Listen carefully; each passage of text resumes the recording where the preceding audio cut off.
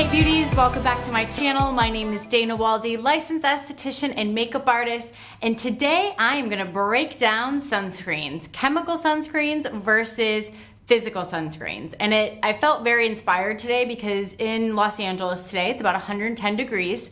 So I know we are right at the time when everyone's using sunscreens.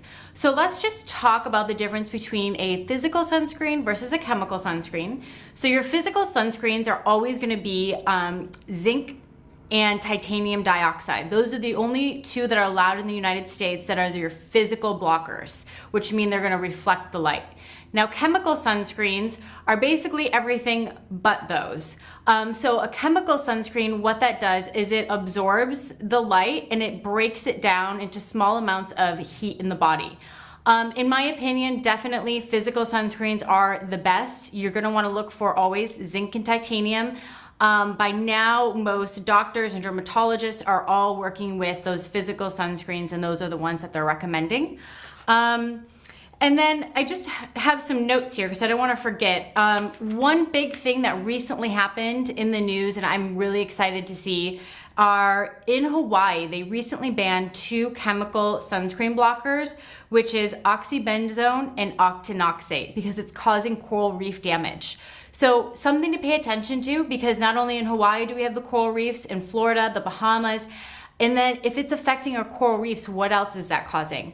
A lot of the chemical sunscreens are going to be hormone disruptors. So another thing you want to pay attention to, by far your physical sunscreens are going to be the healthiest, safest sunscreens. So please always look for those two in your sunscreen.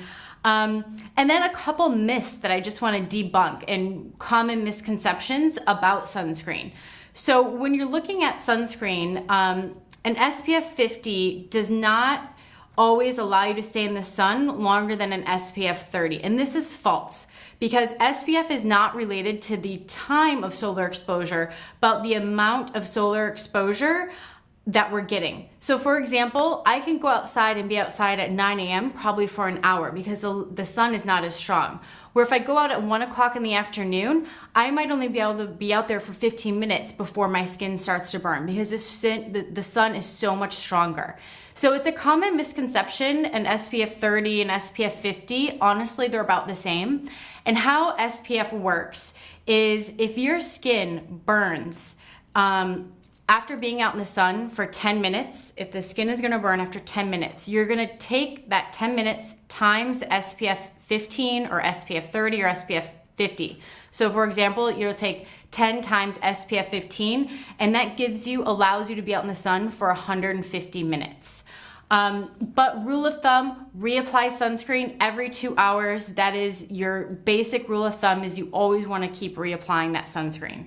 And then another thing, this was really shocking to me when I learned this study. So an SPF 15 blocks 93% of the sun, an SPF 30 is gonna block 97% of the sun, and an SPF 50 is gonna block 98% of the sun.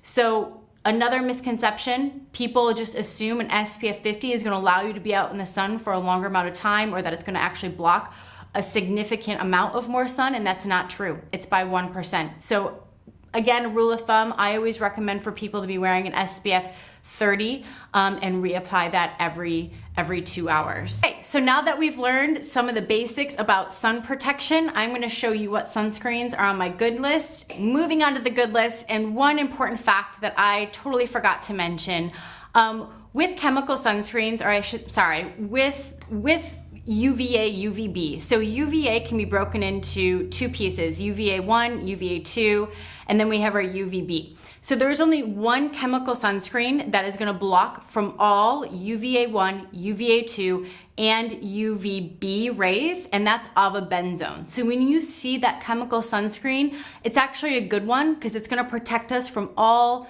three of those sun factors. So Sunbum, I know this was on my naughty list, but they do have the avobenzone in here that's going to protect us from them all. And then so does the Hydro Peptide body spray. And again, a chemical sunscreen. It is not the hormone disrupting chemicals that are in here, and it does have avobenzone. So it's blocking us from all of those three rays. And then next that are also on my good list is the SPF 50 from the Honest Company. They use a pure zinc oxide as that physical blocker at a high percentage of 19%. It does come out pretty thick, so you want to kind of warm it up first and really spread it into the face. And then I've noticed when I put it on, it takes a couple of minutes and then the whiteness will kind of just, fade into the skin. Next one on my good list is the Tizo. I don't know how to pronounce it properly. I really love this sunscreen. I started working with this when I was working at a spa about, 11 years ago. They, again, are the full physical sunscreen. The zinc oxide is 16%. I also love this because it has ceramides in there, some really hydrating ingredients, and antioxidants C and E. So really beautiful, skin healthy ingredients. This one does have dimethicone in here, which is AKA silicone. So if you're one of those ladies who likes stuff that really kind of smooths out the skin, it does have a little bit of that silicone, so it's gonna fill in if you have acne scarring, really superficial fine lines. It does have the feel of being more of a primer finish. It feels like a primer because of that dimethicone that's in there.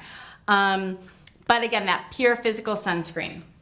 Next one on the good list is the Hydro Peptide SPF 50. This is that pure physical sunscreen, your zinc and titanium dioxide. There's also hyaluronic acid. It's super hydrating. There's lots of antioxidants in here. It smells incredible. Personally, this is my favorite delivery sunscreen for my face. Next one on the good list is Kula. Now, some of Kula's sunscreen does have some of those chemical blockers. This particular one, the Kula SPF 30 for your face, it's that mineral unscented sunscreen. It has a matte finish, so there is a little bit of a tint to it, but this is that full physical blocker. It has the titanium and zinc oxide in here. And then lastly, I have a new brand that I discovered when I was at a trade show in Vegas recently.